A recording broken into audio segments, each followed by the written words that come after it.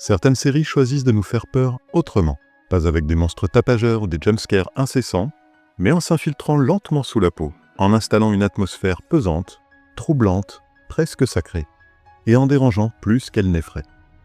Des séries comme The Haunting, qui explorent les traumatismes familiaux à travers une maison hantée aussi métaphorique que maléfique, ou comme Archive 81, qui mêle occultisme, paranoïa et horreur psychologique dans une restauration de vieilles cassettes VHS. Ou encore comme Marianne, une série française qui installe un malaise tenace en mêlant horreur pure et drame personnel dans une ambiance provinciale glaçante. Aujourd'hui, on va parler d'une série qui, elle aussi, préfère le malaise à la panique, qui nous hante davantage qu'elle ne nous fait sursauter. Une série qui interroge notre foi, notre condition humaine et notre rapport à la mort, et qui, au passage, ne vous laissera probablement pas indemne. Aujourd'hui, on va parler de Sermon de minuit. Bonjour à tous, je suis Yann et vous êtes sur Verdict en série.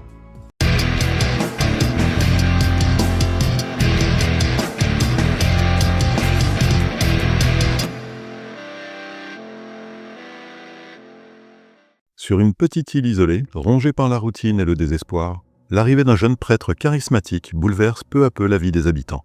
Tandis que les fidèles retrouvent foi et espoir, des phénomènes étranges commencent à se produire, mystérieux, presque miraculeux.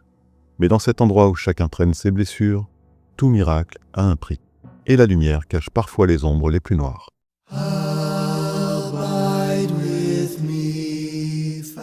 Sermon de minuit est une série américaine de type thriller dramatique et horreur psychologique créée en 2021. Elle se compose d'une unique saison de 7 épisodes avec un format d'environ 1 heure par épisode. Son créateur, Mike Flanagan, est loin d'être un inconnu pour les amateurs d'horreur élégante et introspective. Avant Sermon de minuit, il s'est illustré avec Hill House et Bly Manor, 2 anthologies qui ont marqué Netflix par leur qualité d'écriture et leur esthétique soignée. Flanagan est connu pour ses récits profondément humains, souvent empreints de deuil, de culpabilité et de foi. Et Sermon de minuit est sans doute son œuvre la plus personnelle, un projet qu'il mûrissait depuis des années, inspiré par sa propre éducation religieuse et ses interrogations spirituelles. Côté casting, on retrouve plusieurs visages familiers de l'univers Flanagan. Zach Gilford, Kate Siegel, Amish Linklater et Rahul Kohli. Tous livrent ici des performances puissantes et nuancées. La mise en scène porte clairement la patte Flanagan, plans longs, dialogues soignés, rythme lent mais tendu et un usage du silence presque religieux. La photographie, signée Michael Finmoniari, son collaborateur régulier, contribue largement à l'atmosphère pesante et sacrée de l'ensemble. La série a été diffusée pour la première fois en septembre 2021 sur Netflix, aux États-Unis comme en France. Côté critique, Sermon de minuit a été salué pour son audace, son écriture ambitieuse et son traitement très original du thème religieux dans l'horreur. Certains spectateurs ont été déroutés par son rythme lent et ses longs monologues, d'autres ont crié au chef-d'œuvre. Côté chiffres, Netflix n'a pas révélé de données précises, mais la série s'est rapidement hissée dans le top 10 mondial de la plateforme à sa sortie. Elle a également reçu plusieurs nominations, notamment aux Critics' Choice Super Awards. Au moment où j'écris ces lignes, Sermon de minuit est toujours disponible sur Netflix en France.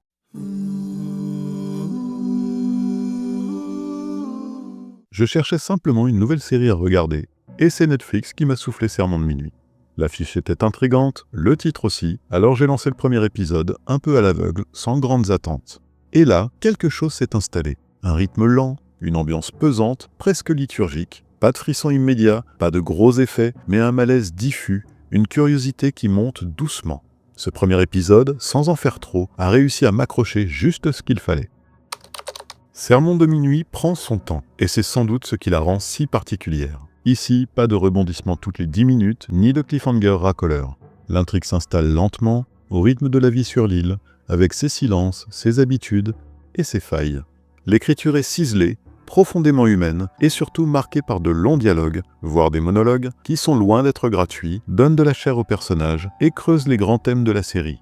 La foi, la culpabilité, le pardon et la mort. Mais ce qui frappe surtout, c'est la dualité constante qui traverse le récit, celle entre la religion et le fanatisme d'abord, où s'arrête la foi sincère et où commence l'aveuglement, mais aussi celle plus symbolique entre vampires et anges, entre miracles et malédictions, entre lumière et ténèbres. La série joue en permanence sur cette ambiguïté, forçant autant ses personnages que le spectateur à faire face à des choix de lecture parfois troublants et flirtant clairement avec une critique de la foi aveugle de ce que l'on est prêt à accepter au nom du divin. Un scénario lent, profondément construit, mais redoutablement efficace pour qui accepte de se laisser happer.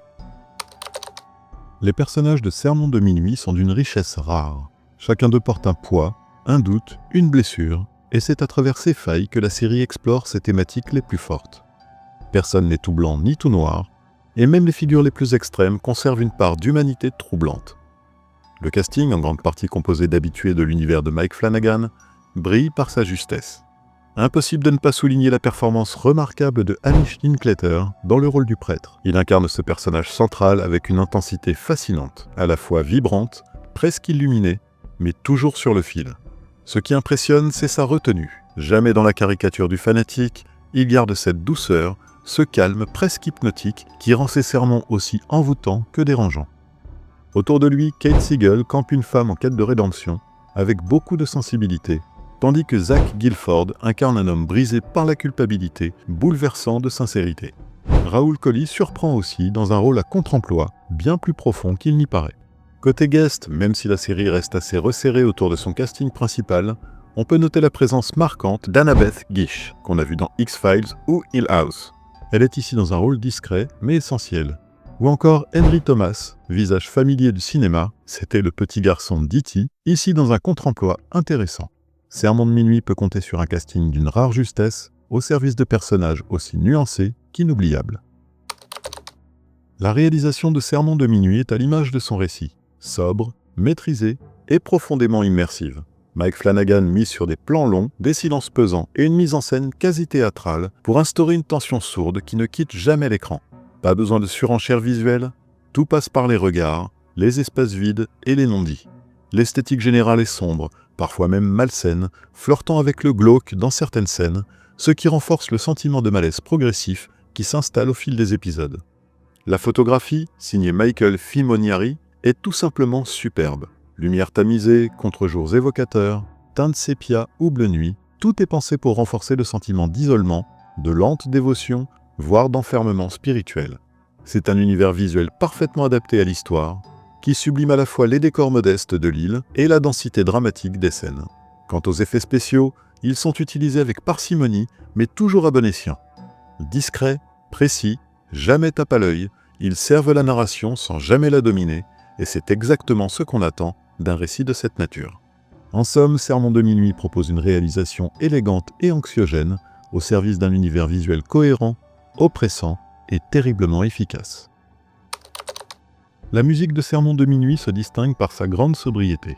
Ici, pas de bande-son omniprésente ou de thèmes grandiloquents, tout est question de retenue, de tension latente. Les compositions, souvent discrètes, accompagnent les scènes avec douceur ou gravité, parfois en arrière-plan, parfois en pleine lumière, mais toujours avec une justesse impressionnante. Les moments les plus forts de la série sont souvent marqués par l'absence de musique, laissant place au silence ou aux mots. Ce silence pesant devient alors un outil dramatique à part entière, qui accentue l'ambiguïté et la profondeur de certaines scènes. L'ambiance sonore joue aussi un rôle essentiel. Bruit d'ambiance, vent, craquement du bois, chant d'église, tout participe à cette impression d'isolement et d'inquiétude sourde. Certaines scènes s'appuient même sur des chants religieux, interprétés par les personnages eux-mêmes, créant un décalage troublant entre spiritualité et horreur. Quant au générique, il se démarque par son extrême sobriété. Pas de séquences animées ou d'intro spectaculaires, juste un fondu au noir et un titre en lettres blanches, accompagné d'un choral discret ou d'un silence pesant. Là encore, la série choisit l'austérité et la cohérence avec son propos. Sermon de minuit construit une ambiance sonore aussi soignée qu'oppressante, où chaque note, chaque silence, chaque soupir contribue à entretenir cette atmosphère unique, à la fois mystique, pesante et profondément troublante. Le final de Sermon de minuit est à la hauteur du chemin parcouru. Sans tomber dans le spectaculaire gratuit ou la surenchère dramatique, il parvient à surprendre, tout en restant profondément cohérent avec le propos global de la série. Là où tant d'histoires s'égarent dans leurs dernières minutes, celle-ci garde le cap, assume ses choix et pousse jusqu'au bout ses réflexions sur la foi, la rédemption et les limites de la croyance. La tension monte, les destins se scellent et l'émotion prend peu à peu le pas sur l'horreur. C'est une fin à la fois bouleversante et apaisée, qui offre plus de sens que de réponses, et qui continue de hanter bien après le générique de fin.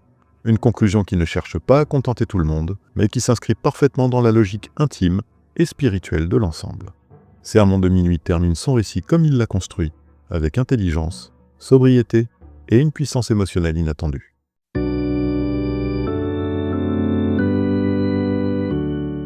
Alors, est-ce que je vous conseille de regarder Sermon de minuit? C'est une série exigeante, atypique, qui ose aller là où peu de séries d'horreur s'aventurent, dans la lenteur, la foi, les dilemmes moraux et le malaise psychologique. J'ai été surpris par son ambiance unique, par son écriture soignée et par la manière dont elle interroge notre rapport à la croyance sans jamais tomber dans le prêchi-prêcha ou le sensationnalisme. Certes, ce n'est pas une série pour tout le monde, il faut accepter son rythme contemplatif et ses longs dialogues, mais c'est justement ce qui en fait une œuvre à part, dérangeante et mémorable. Ma note, 7 sur 10. Parce que malgré quelques longueurs et un ton qui peut diviser, l'ensemble est cohérent, marquant et porté par une vision artistique forte. Donc oui, mais il faut savoir dans quoi vous mettez les pieds. Sermon de minuit est plus proche d'une prière sombre que d'un divertissement classique. Mais si vous aimez les récits qui prennent leur temps, qui remuent les questions profondes et qui vous laissent avec un certain trouble, alors foncez et préparez-vous à être bousculé. Merci infiniment d'avoir suivi ce nouvel épisode sur Sermon de minuit. Si vous avez vu la série, n'hésitez pas à me dire ce que vous en avez pensé en commentaire, sans spoiler comme toujours. Prenez soin de vous et surtout, regardez des séries.